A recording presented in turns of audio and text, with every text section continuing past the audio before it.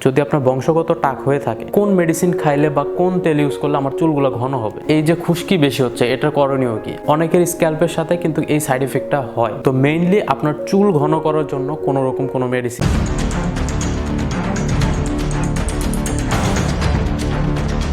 Hello everyone, welcome back to the channel. আশা করছি সবাই অনেক বেশি ভালো আছেন। তো অনেকে জিজ্ঞেস করে থাকেন যে ভাই, কত বছর বয়সে আমি হেয়ার ট্রান্সপ্লান্ট করতে পারবো? 20 বা 22 বছর যখন আপনার হয়, তখন আপনি হেয়ার ট্রান্সপ্লান্টের দিকে যাইতে পারেন। এটা ডাক্তার সাধারণত রেকমেন্ডেশন করে থাকে। তো একজন কমেন্ট করছে যে মিনোক্সিডিল ইউজ করার পর ক্যাপ বা টুপি ইউজ করতে পারবো কিনা, এতে কতটুক ক্ষতি হইতে পারে বা কতটুক বেনিফিট হইতে পারে। ক্যাপ বা টুপি মিনোক্সিডিল লাগানোর পরেও ইউজ করতে পারবেন, এতে কোনো রকম কোনো সমস্যা হবে না। সব থেকে ভালো উপায় হয় যদি আপনি ঘুমানোর আগে মিনোক্সিডিলটা ইউজ করতে পারেন, বা আপনি ঘুমানোর 1 ঘন্টা আগে ইউজ করলেন, এতেও কোনো সমস্যা নাই। 1 ঘন্টা আগে বলার কারণ এইটা, মিনোক্সিডিল ইউজ করার পরে আপনি যদি বেডে ঘুমাইতে যান, মিনোক্সিডিলের যে লিকুইডটা থাকে এটা কিন্তু আপনার স্ক্যাল্প ভিজা ভিজা করে রাখে, যার কারণে আপনি যদি বালিশে ঘুমাইতে যান সেই ক্ষেত্রে আপনার কিন্তু বালিশে মিনোক্সিডিলটা লাগতে পারে। এই ক্ষেত্রে আপনি 1 ঘন্টা আগে বা 2 ঘন্টা আগে ইউজ করে আপনি সারা রাত দিয়ে থাকলেন, কিন্তু সকালে উঠে মাস্ট আপনাকে হেড ওয়াশ করতে হবে। অনেকে এই বিষয়টা নিয়ে কনফিউশন থাকে যে আমি প্রতিদিন সকালে বা রাতে যদি মিনোক্সিডিলটা ইউজ করি, আমি কি প্রতিদিন শ্যাম্পু করবো কিনা। আপনি মার্কেটে যেসব শ্যাম্পুগুলো অ্যাভেলেবল আছে, এগুলো যদি আপনি প্রতিনিয়ত ইউজ করে থাকেন, তাহলে কিন্তু আপনার আবার চুলের ক্ষতি হতে পারে।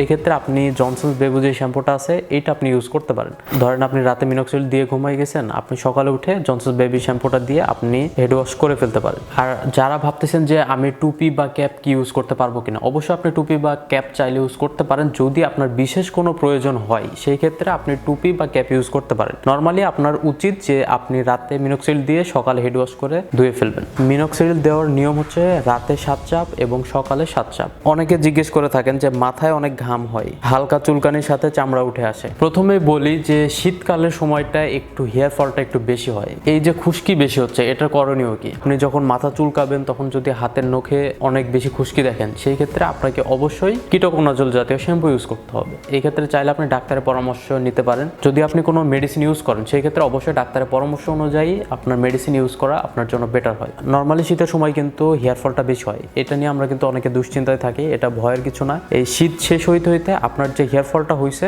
তো সেই হেয়ার ফলটা আবার গ্রো করবে। আপনারা অনেকে মেসেজ দিচ্ছিলেন যে ড্যান্ড্রফ আর হেয়ার ফল কমানোর জন্য আমরা কোন শ্যাম্পুটা ইউজ করব। কোনো শ্যাম্পুই আপনার হেয়ার ফল স্টপ করতে পারবে না। সেই ক্ষেত্রে আপনার চুল হইতে পারে, আপনার ভিটামিন জনিত সমস্যার কারণে, বিভিন্ন কারণে আপনার হেয়ার ফল হইতে পারে। আপনি যখন ক্লিনিকে যান বা কোনো মেডিকেলে যান, আপনাকে কি দেয়? আপনাকে মাল্টিভিটামিন বা বায়োটিন এইসব দেয়। কারণ একটাই, যে আপনি খাবার থেকে ঠিকঠাক মতো ভিটামিনগুলো পাচ্ছেন না, এই কারণে আপনাকে ভিটামিনগুলো প্রোভাইড করে। খাদ্যাভ্যাসটা ভালো মতো ঠিক রাখতে পারেন, সেই ক্ষেত্রে আপনি যদি শাকসবজি বা ফলমূল বেশি খান, সেই ক্ষেত্রে আপনার হেয়ার ফলটা কমে আসতে পারে। আর ম্যাক্সিমাম মানুষ জানে না যে স্ট্রেস, এই স্ট্রেসটা বেশি নিলে কিন্তু হেয়ার ফলটা অনেক বেশি হয়। আপনারা বিভিন্ন কারণে চিন্তা করতেছেন বা অন্যান্য অনেক কিছুই করতেছেন, সেই ক্ষেত্রে কিন্তু আপনার হেয়ার ফলটা অনেক দ্রুত বাড়তে পারে। সবার মনে একটা ধারণা থাকে কোন মেডিসিন খাইলে বা কোন তেল ইউজ করলে আমার চুলগুলো ঘন হবে। কোনো মেডিসিন বা কোনো তেল আপনার চুল ঘন করতে পারবে না। অনেকে আছে যে ভাবতে পারে যে মিনোক্সিডিল আছে, মিনোক্সিডিল দিয়ে তো চুল ঘন হয় বা চুল গজায়, সেই ক্ষেত্রে আপনি কি মিনোক্সিডিল ইউজ করে কি বেনিফিট পাবো কিনা। মিনোক্সিডিল আপনাকে অবশ্যই বেনিফিট দিবে। কেন দিবেন? কারণ এইটা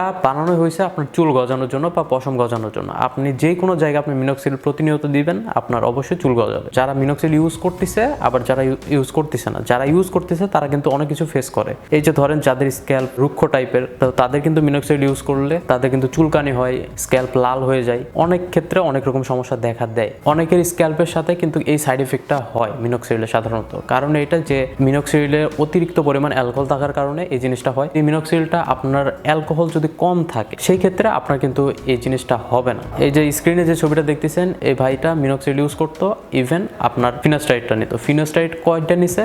2 পাতা। ফিনাস্টাইড কিন্তু আপনার ডিএসটি ব্লক করে, সেটা অবশ্যই প্রতিদিন সকালে বা প্রতিদিন রাতে একটা করে খাইতে হবে। এইটা না করে যদি আপনি ফিনাস্টাইড নিয়ে সপ্তাহে 2 থেকে 3 দিন পর পর বা এক সপ্তাহে 2টা থেকে 4টা ফিনাস্টাইড নিছেন, সেই ক্ষেত্রে কিন্তু আপনার কার্যকারিতা দেখা দিবে না। এই যে আমরা মনে করি যে আমাদের কোনো মেডিসিন আছে হয়তো যে চুল অনেক ঘন করবে, এরকম কিন্তু না। যাদের একদম গ্রেড 6 to 5 বল্ডনেস হয়ে গেছে, চাইলে সার্জারি করার পর আপনি হেয়ারগুলো রিগ্রোথ করাইতে পারবেন। এছাড়া আপনার কিন্তু কখনোই হেয়ার রিগ্রোথ হওয়ার সম্ভাবনা নাই। যদি আপনার গ্রেড 6 to 7 হয়ে থাকে, যদি আপনার বংশগত টাক হয়ে থাকে, সেই ক্ষেত্রে অবশ্যই আপনাকে সার্জারি করেই আপনার চুল রিগ্রোথ করাইতে হবে। কোনো মেডিসিন দিয়ে আপনার 6 to 7 গ্রেডের বল্ডনেসে আপনার চুল ফিরে পাওয়ার সম্ভাবনা নাই। যাদের হেয়ার ফল বেশি হচ্ছে, অতিরিক্ত হেয়ার ফল হচ্ছে, তারা অবশ্যই ডাক্তারের কাছে যাবেন। হেয়ার ফল স্টপ করার যেসব মেডিসিনগুলো আছে, মাল্টিভিটামিন আছে, এগুলো নিতে থাকেন, অবশ্যই আপনার হেয়ার ফলটা কন্ট্রোলে আসবে। আর শীতের সময় অতিরিক্ত খুশকির জন্য সবাইকে বলবো যে সবাই কিটোকোনাজল জাতীয় শ্যাম্পু ইউজ করতে, সেটা 2 থেকে 3 দিন হইতে পারে